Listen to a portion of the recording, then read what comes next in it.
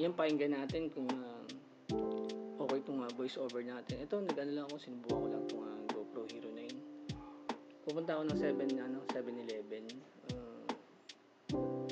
Mag-ano lang ako, mag-video lang ako. Kasi bigla akong ulam. Pero yung ulam na, budget lang.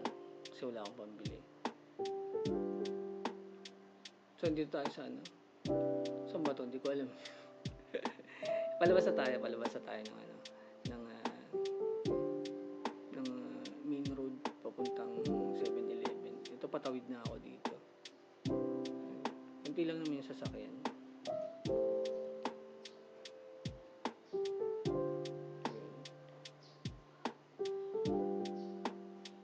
Tapos saan ba ako? Sana hindi rinig yung mga manok. Yung problema ko pagka nagagawa ako ng content, ang ingay ng mga manok. Kaya bumili ako ng bagong mic. Mumurahin lang na TNW, may noise cancellation. Yan, subukan ko mamaya. Kasi sinusubukan ko lang to bago lang ako nagano rito. Kasi yung nakapag-ano ko sa na-record ko pala sa 2.7. 2.7 ano ba tawag doon? Basta yun. Bago lang kasi din ako nag-GoPro, hindi ko pa masyadong na-explore. Tapos hindi kayang basahin sa phone ko. Medyo mataas pala yung storage na nagamit ko. Kaya to, subukan ko yung mag-CapCut dito sa laptop.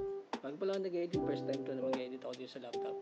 Tapos ito, voice over, sinusubukan ko naman dito sa voice over tong Boya BY MM1 kung effective siya. Yan, lapit na ako sa pupunta na ako sa 7-Eleven yan. Sana hindi rinig yung mga manok na. Saan na ba ako?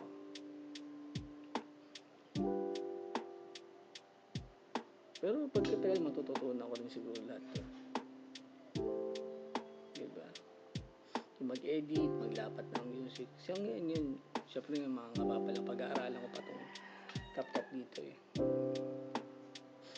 Tsaka itong pag-voice over. Pero sana okay ang kalabasan. Ewan ko kung motovlogging ang tawag dito dahil hindi naman ako lumalayo. Pero siguro pwede naman sigurong mag-motovlog kahit nandiyan ka lang sa tabi-tabi pa, ikot-ikot lang, diba? At least content pa rin yun. Kaya sana hindi rin yung mga manok. Malapit na ako sa patapos na pala itong videos. Yan, try lang to pero i-upload ko sa YouTube. Yan, ito na ako. Pasok na ako guys. Alright, malapit ko na palang patayin itong GoPro. Pagpasok ba, mamatay na naman itong GoPro, papatayin ko na. So, hanggang sa mga susunod na videos. Thank you.